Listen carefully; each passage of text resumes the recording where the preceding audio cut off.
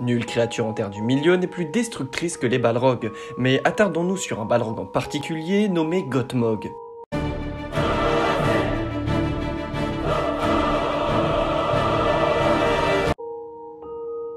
Comme tous les Balrogs, Gothmog était un esprit du feu corrompu par Morgoth, et est devenu par la suite l'un de ses lieutenants. Il était armé d'une puissante hache de bataille noire et c'est lui qui blessa mortellement Fëanor. Dans la même bataille, il envoya sa garde personnelle composée de trolls pour capturer Hurin, lequel ne fut pris qu'après en avoir oxy 70 avec sa hache, et de plus, Gothmog était évidemment le chef des Balrogs. Il participa également à la grande attaque sur Gondolin en 510 du Premier Âge, qui se solda par la chute de la ville, à laquelle il n'assista pas. En effet, Gothmog affronta Ectélion de la Fontaine au cours d'un duel légendaire dans la cour du roi, et aucun des combattants ne survécut. Ils se noyèrent tous deux dans la fontaine du roi. Mais comment Tolkien a créé ce personnage? Voici l'analyse de David Day dans un livre intitulé Force du mal de Tolkien. Sachez que ce que je vais vous raconter n'a pas été officialisé, mais l'analyse de David Day reste tout de même super intéressante. Les Valar Okar ou démons cruels comptent parmi les serviteurs les plus terrifiants de Morgoth durant la guerre des joyaux. Il s'agit de puissants esprits de feu maillards que les elfes Sindar de Beleriand ont baptisé Balrog, ce qui signifie démon de puissance. Dans la Terre du Milieu, ces esprits ont la forme de géants humanoïdes à la crinière de feu,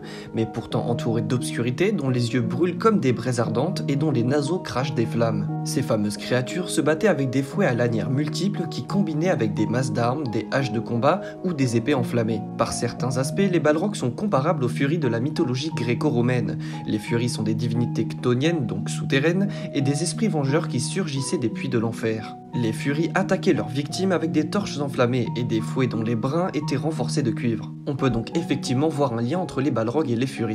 Cependant, quels que puissent être les monstres mythologiques qui ont inspiré Tolkien, il fait peu de doute que son inspiration première fut les géants, et particulièrement les géants de feu de Muspelheim, qui peut être traduit par région de feu en scandinave. Les géants habitant cet endroit étaient des esprits démoniaques de feu qui, une fois relâchés, devenaient aussi inarrêtables que des flots de lave volcaniques. On peut donc y voir éventuellement une deuxième inspiration de Tolkien pour créer ces fameux Balrogs. Le plus imposant des esprits de feu maillards imaginés par Tolkien est évidemment Gothmog, prince des Balrogs et haut capitaine d'Angband.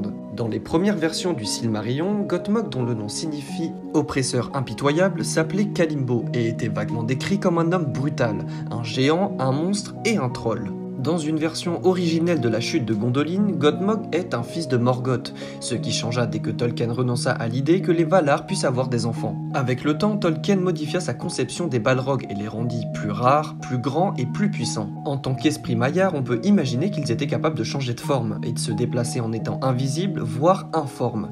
Mais au moment de l'arrivée de Morgoth dans le Beleriand et tout comme celui-ci, ils avaient perdu leur pouvoir de métamorphose. Enfin, après de multiples révisions et comme précisé dans une note trouvée dans les archives de l'auteur, leur nombre diminua de plusieurs centaines voire plusieurs milliers à 7 tout au plus. Quel qu'ait pu être leur nombre, Tolkien précise qu'à la fin du Premier Âge, la cohorte des Balrogs a été anéantie durant la guerre de la Grande Colère, mis à part certains d'entre eux qui fuirent pour se cacher dans des cavernes inaccessibles dans les entrailles de la Terre, comme le fameux fléau de Durin que Gandalf finit par combattre dans la Moria. Cette analyse de Gothmog étant maintenant terminée, je précise une fois de plus qu'elle n'a toujours pas été officialisée, mais cela ne change pas que personnellement j'ai trouvé cette analyse plutôt pas mal, et je voulais aujourd'hui vous la partager.